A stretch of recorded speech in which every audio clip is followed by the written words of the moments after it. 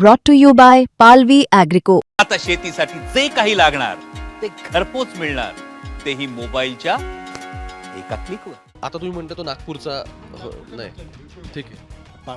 मराठी म्हणून महाराष्ट्रातला कुठला असू शकतो, पण तो भाजपचा मोठा नेता पाहिजे. तो आता ते असं म्हणजे कोणी यायरा गेरा नथू कायरा होणार नाही. स्पेसिफिकली असं त्यामध्ये म्हणजे तुम्ही खूप अशा जवळपास क्लिअर हिंट दिल्या, पण त्या एकदम क्लिअर नव्हत्या, त्या जवळपास क्लिअर होत्या. तुम्ही असं म्हटले एक तर मराठी माणूस पंतप्रधान होईल. सेक्स रॅकेट होतं आणि ते सेक्स रॅकेटची विशेष बाब म्हणजे ते लहान मुली 13 ते 15 16 वर्षाच्या लहान मुलींना घेऊन. हे नक्की प्रकरण काय आहे की या फाईल्सशी आपल्याकडचं पॉलिटिकल सगळं गणित जोडलं जात आहे. अमेरिकेतले नाव आहेत, इस्रायलची नावं आहेत, युरोपमधली नावं आहेत आणि काही भारतीय लोकांची नावं ही चर्चेत आहेत. काही वर्षांपूर्वी एका नॅशनल चॅनलवरती एक सिरियल लागायची, रात्री उशिरा लागायची. तिचं नाव होतं how sex change the world. मी कॉलेजमध्ये होतो, त्यामुळे क्युरिओसिटीने ती सिरियल बघायचो. नंतर कळलं की यात इतिहासाची पानं उलगडली जात आहेत. म्हणजे काय, तर अगदी रशियाच्या झार साम्राज्यापासून मधला तो रासपुतीनपासून ते इकडे वेस्टर्नला आपण अमेरिकेपर्यंत आलो, जी महासत्ता म्हटली जाते. तर त्यांच्यामध्ये सुद्धा तिथल्या FBI असेल, वेगवेगळ्या मोठ्या एजन्सीज असतील, त्याच्यातून आलेले हनी ट्रॅपसारखी प्रकरणं आणि मग सेक्स रॅकेट आणि त्यात एक एक एक एक गोष्टी कशा घडल्या. आत्ता ह्या सगळ्याचा सुरुवातीला संदर्भ देण्याचं कारण असं आहे की ज्यावेळी जगाच्या पाठीवरती एप्स्टाईन फाईल्स या ओपन केल्या जाव्यात अशी अमेरिकेत मागणी होती, त्याचे काही संदर्भ थेट भारताशी जोडले जात आहेत की या सगळ्या ट्रॅपमध्ये, कोट अनकोट ट्रॅपमध्ये काही सत्ताधारी खासदारांचा सुद्धा समावेश असण्याच्या सगळ्या चर्चा आहेत. आणि या सगळ्याला वाट कोणी फोडली, तर महाराष्ट्राचे माजी मुख्यमंत्री पृथ्वीराज चव्हाण यांनी. माझ्यासोबत येतात. स्वागत तुमचं. तुम्ही 19 तारखेचा जो काही उल्लेख केला होता त्याच्यावर आपण बोलूच, पण हे नक्की प्रकरण काय आहे की या फाईल्सशी आपल्याकडचं पॉलिटिकल सगळं गणित जोडलं जात आहे, जे कम्प्लिटली अमेरिकन बेस्ड, म्हणजे त्यांचं जे काँग्रेसमॅन आहेत तिथले आणि ट्रम्प यांच्याशी संदर्भात आहे. हे कसं आहे की हा जो जेफ्री एप्स्टीन नावाचा जो माणूस होता, त्याला इस्रायली गुप्तहेर संघटना, ज्याला मोसाद म्हणतात, त्या मोसादनी अमेरिकेमध्ये त्याला एस्टॅब्लिश केला. सामान्य माणूस आहे, त्याला डिग्री पण नाही आहे, पण तो कुठल्या तरी कॉलेजमध्ये शिकवायला गेला. तिथून नंतर मग तो एका फायनान्स कंपनीमध्ये काम करू लागला आणि त्या फायनान्स कंपनीमध्ये त्याला खूप पैसे मिळवले. त्यामध्ये मोसादनी त्याला पैसे मिळवायला मदत केली असंही बोललं जातं. पण इतका श्रीमंत झाला, नंतर तो फायनान्शियल कन्सल्टंट म्हणून काम करू लागला आणि मग त्यांनी मग स्वतःचं विमान, स्वतःचे मोठे मोठे आलिशान फ्लॅट पॅरिसमध्ये, न्यूयॉर्कमध्ये, फ्लॉरिडामध्ये एक स्वतःचं त्यांनी बेट विकत घेतलं.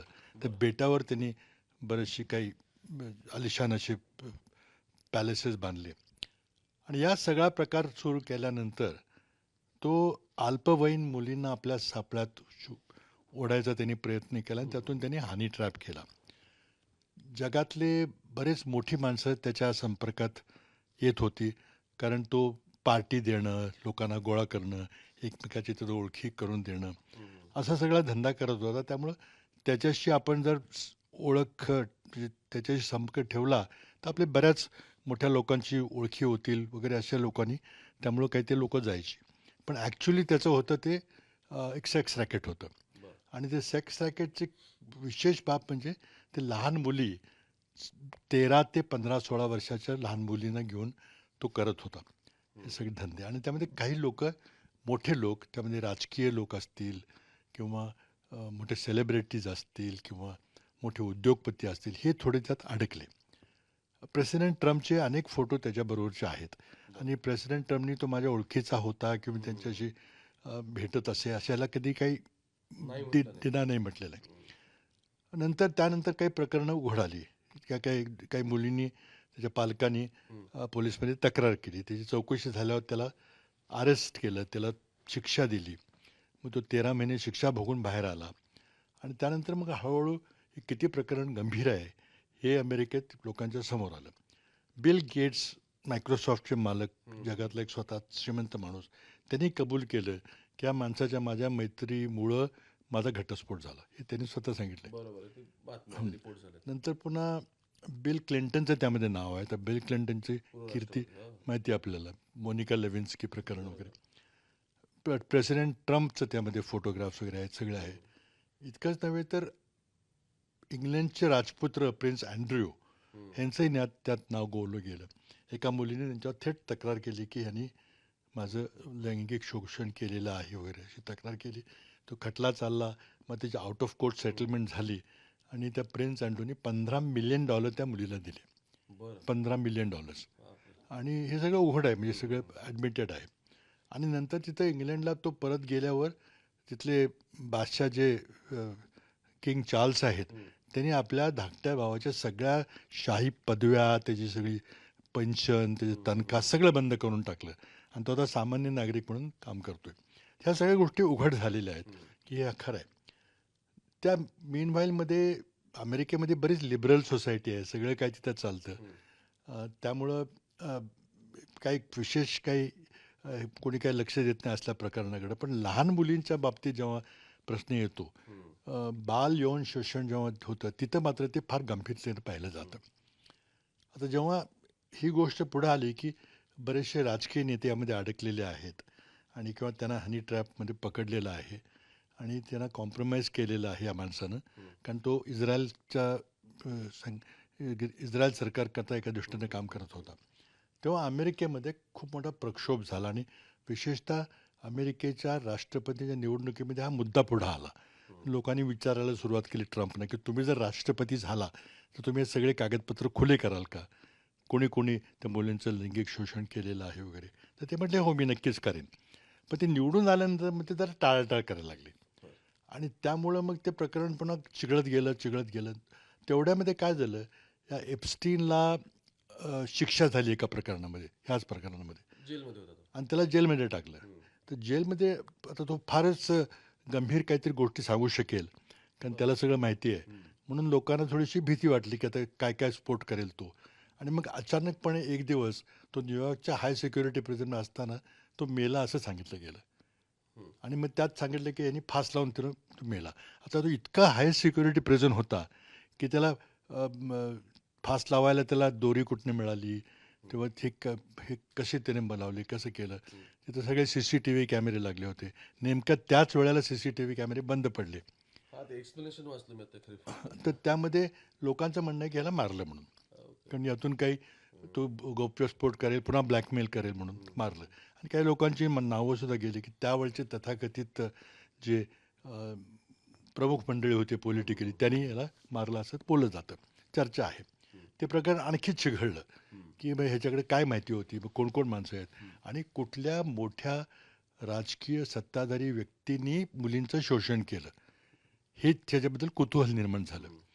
आणि मग प्रेसिडेंट ट्रम्पवर दबाव यायला सुरुवात केली की तुम्ही हे जाहीर करा, तुम्ही हे प्रकरण जर दडपायचा प्रयत्न केला तर आम्हाला पुढच्या निवडणुकीत त्रास होईल, असं ट्रम्पच्या सत्ताधारी रिपब्लिकन पक्षाने सांगायला सुरुवात केली. आणि त्याचे विरोधक जे डेमोक्रॅटिक पार्टी होते त्यांना ते पाहिजेच होतं.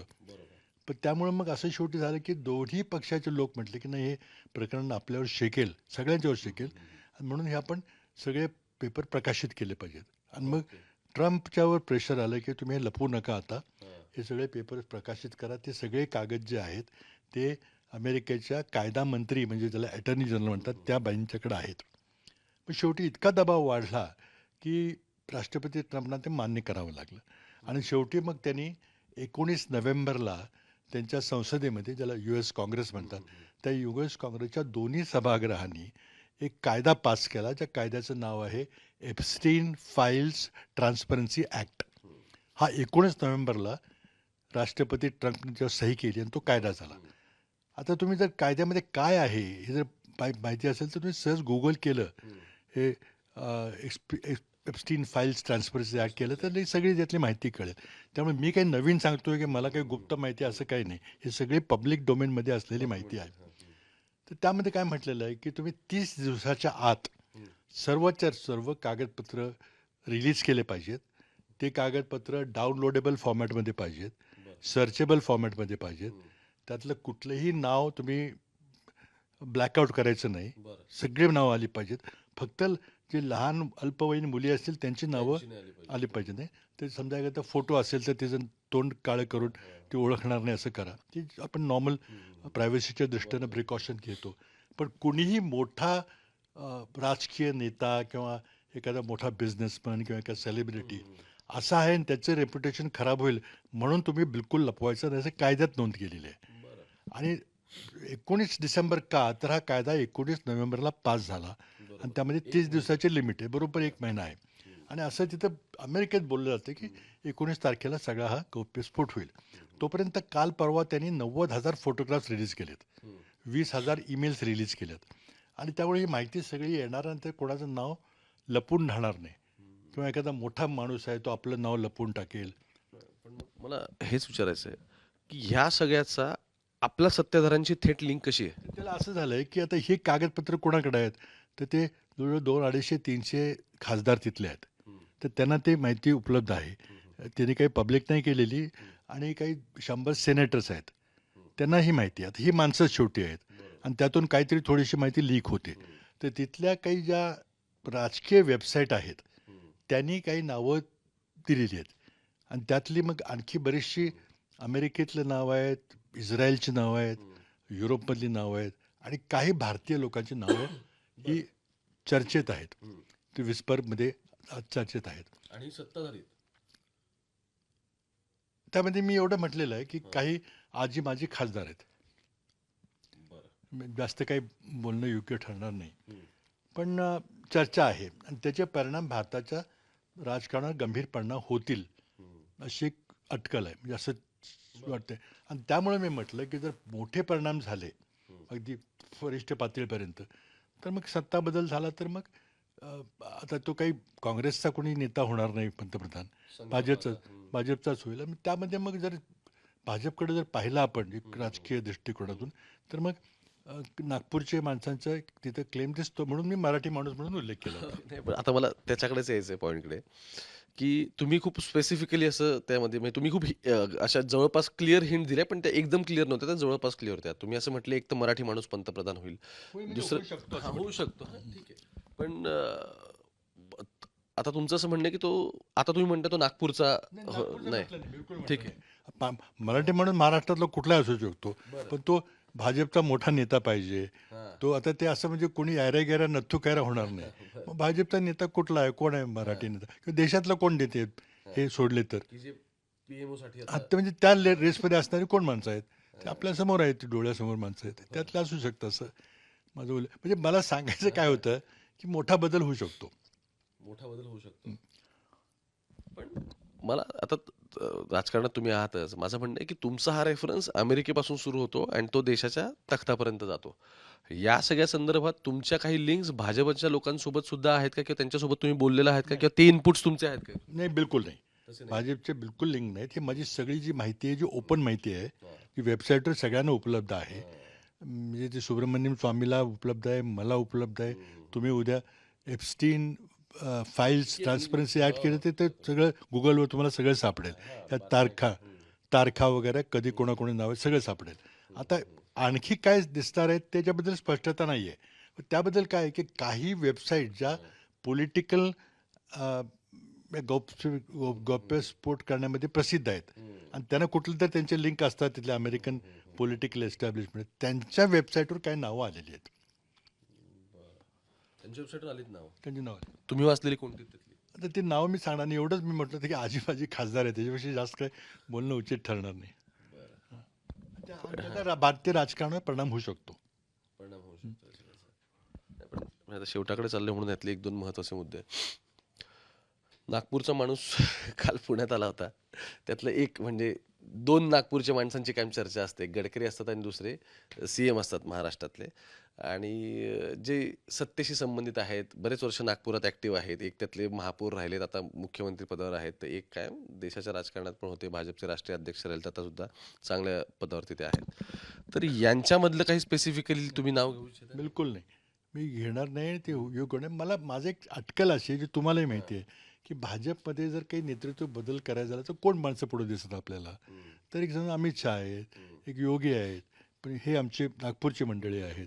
पण त्यातल्या त्यात बघायला गेलं तर आता प्रधानमंत्र्यांचं मुख्य काम हे परराष्ट्र धोरणाचं आहे. आपण बघितलं की मोदी दर आठवड्याला परदेशी जातात वगैरे. तर त्या परिप्रेक्ष्यामध्ये कोण असू शकेल, हा तर्क आहे. पण सर्वात महत्त्वाची गोष्ट की भारतापर्यंत ते पोचेल का, भारतापर्यंत पोचण्याची शक्यता आहे. ते जगातल्या सगळ्या लोकांना टच करेल. कारण हा विषय 1995-96 पासून चाललेला आहे. म्हणजे 30 वर्ष चाललेला विषय हा. आणि तो जरी माणूस मेला असला आणि त्यांनी काय केलं होतं, आपल्या प्रत्येक मोठ्या फ्लॅटमध्ये प्रचंड मोठे अत्याधुनिक कॅमेरे, गुप्त कॅमेरे, व्हिडिओ कॅमेरे, सगळं ऑडिओ, सगळं रेकॉर्डिंग, सगळ्या त्याची व्यवस्था केली होती. कारण त्याचा उद्देशच ब्लॅकमेल करायचा होता. आणि त्यामुळे त्यांनी ज्या मोठे लोक त्या सापळ्यात सापडले त्यांना ब्लॅकमेल केलं. म्हणजे येणाऱ्या काळात मोठी नावं याच्यामधून रिव्हील होतील. म्हणजे आता ते ही जी अटकल आहे की जिथे, आणि दोन गोष्टीवर अटकल आहे, जिथं तिथल्या ज्या पॉलिटिकल वेबसाईट आहेत, ज्या अशा गोष्टी म्हणजे गुप्त गोष्टी किंवा ज्या सहज सामान्य माणसाला कळत नाहीत अशा गोष्टी करणाऱ्या ज्या वेबसाईट आहेत, त्यामधली ही माहिती आहे. ज्यूइश लॉबीचा क्लिअर इंटरफरन्स दिसतो. हे मोसादचा जो एजंट होता असं आता माहिती नक्कीच आहे. तसं युएसच्या पॉलिटिक्समध्ये पण ज्यूइश लॉबी असतेच ना कायम, की त्यांचं. आणि त्या मोसादने त्या ज्युईश लॉबीने ह्याला श्रीमंत होण्यामध्ये मदत केली. आणि त्यांनी मग ते काही लोकांना ब्लॅकमेल केलेलं आहे. हनी ट्रॅप ज्याला क्लासिक म्हणतात, तो हनी ट्रॅप आहे. तो आहे. तर त्यामध्ये आता भारताला कोणाला टच करेल तो, कारण काही नावं तिथं उल्लेख त्याचा होतोय. पण ते जोपर्यंत अधिकृतपणे नावं जाहीर होत नाही तोपर्यंत ह्याच्यापेक्षा जास्त बोलणं काही उचित ठरणार नाही. सध्या हे फक्त चर्चेच्या पातळीवरती दिसतं. ठीक आहे, खूप खूप धन्यवाद तुमचे. मागच्या वेळी कराडमध्ये प्रेस कॉन्फरन्स झाली होती, त्यावेळी त्यांनी 19 तारखेचा उल्लेख केला होता की सत्ता बदल नाही, त्यांनी असं म्हटलं होतं की पंतप्रधान होण्याची जी किंवा मराठी पंतप्रधान होऊ शकतो वगैरे, तर असं त्यांनी 1-2 गोष्टींच्या हिंट दिल्या होत्या. त्याचं मूळ कुठं आहे, त्याचं मूळ अमेरिकेपर्यंत जातं आणि त्या ज्यूइश लॉबीपर्यंत जे असतं त्याच्याबद्दल त्यांनी सविस्तर माहिती दिली. पण या व्हिडिओच्या सुरुवातीला मी एका सिरियलचा उल्लेख केला होता, कारण ती मी बघायचो म्हणून मी तुम्हाला अगदी आवर्जून सांगू शकतो. आणि ती खूप हिस्टोरिकल रेफरन्सेस त्याच्यामधले इंटरेस्टिंग होते. त्याचं नाव होतं की how sex change the world. या गोष्टी, हनी ट्रॅप वगैरे असं पूर्ण प्रकरण सत्तेपर्यंत जातं, सत्तेतल्या लोकांपर्यंत जातं आणि त्यामध्ये बऱ्याचशा गोष्टी असतात. मधल्या काळात महाराष्ट्रातली हनी ट्रॅपची केस तर मी कव्हर करत होतो आणि जसे खेवलकरांचं या सगळ्यामध्ये नाव आलं एका प्रकरणामध्ये, तसं ज्याबद्दल मी बोलत होतो तो विषय हळूहळू कसा मागे पडला आणि एक मोठी सिस्टीम या मागे कशी वर्क करते. रिसोर्सेस बॅकआउट झाले, त्यातल्या सगळ्यातले जी माहिती येणारी माणसं होती ती बॅकआउट झाली जीवाच्या भीतीने. आणि त्यामुळे कुठपर्यंत हे सगळं असतं बघा, लिंक्स असतात, ते 1 बाय 1 एक अॅनेक्डॉट जोडत गेलं की बातम्या कशा निघत राहतात. तुम्ही मुंबई तक बघत राहा. कॅमेरा पर्सन गोपाळसोबत मी ओमकार थेट, पुण्यावरून.